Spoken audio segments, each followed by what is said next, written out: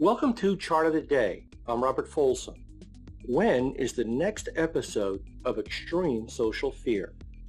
Let's look at a potential preview of the year 2022, as in next year, specifically how 2022 may include the next potential extreme in social fear. What kind of extreme in social fear do I have in mind? Probably best to answer that by way of example or examples, which is why this 50-year chart of the monthly Dow Industrials is on the screen. In October 1973, Arab oil producers imposed an embargo on the United States in response to U.S. support of Israel in the Yom Kippur War. The price of a barrel of crude oil nearly quadrupled in price from $2.90 to $11.65. The fear was extreme. The Dow Industrials were already in a bear market following the long-term peak of 1966, not on the chart. This was the first oil shock of the 1970s and the end of cheap gas for consumers. The year 1980 saw the peak of inflation, which reached more than 14%. Interest rates were even higher.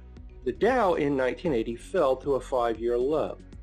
The next extreme in social fear came on October 19, 1987, and the Black Monday stock market crash. The Dow's 22.6% decline remains the largest single-day percentage loss in the index's history. The extreme in fear was global, as every industrialized country saw 20 to 40% stock index declines.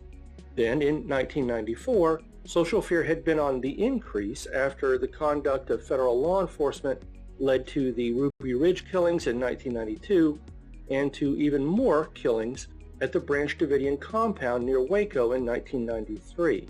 The Dow saw a near-term peak in January of 1994 and then was down to sideways the rest of the year. Yet, the social fear extreme was the most conspicuous in the 1994 U.S. midterm elections. Labeled the Republican Revolution, the Republican Party had a net gain of 54 seats in the House and 8 seats in the Senate. September 11, 2001. Allow me to assume that you don't need an explanation of the events that day and the extreme social fear that followed. As for the stock market, you can see that the Dow was in a bear market before the 9/11 attacks and had further to fall before the lasting low in October 2002.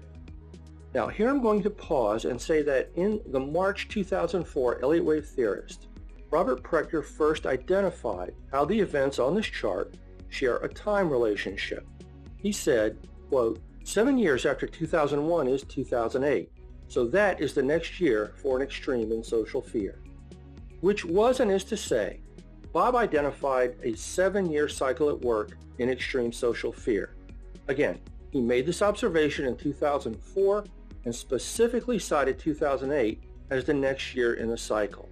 And extreme fear was widespread indeed in the 2008 financial crisis. Here too, I'll assume that you know about the Great Recession with the roles of subprime mortgages, Wall Street bankruptcies, economic losses, and the 50% plus decline in the Dow and the S&P 500. In the January 2010 Elliott wave theorist, Bob Prechter revisited this cycle and, with the 2008 Great Recession in mind, he said, quote, the next year of peak social fear should be 2015. In turn, the year 2015 did include the Dow's largest point decline and most extreme social fear since 2008. China's stock market fell 45%, crude oil fell nearly 40%, and widespread fretting about Brexit began. Which brings us to the June 2021 Elliott wave theorist. In that issue, Bob Prechter said, quote, the next time our society should experience extreme fear is 2022. If 2022 has an event or set of events that make it onto the chart, what might that be? Well, crises come in a lot of shapes and sizes. Extreme social fear was at work in all the examples on this chart, yet each one is very much its own story.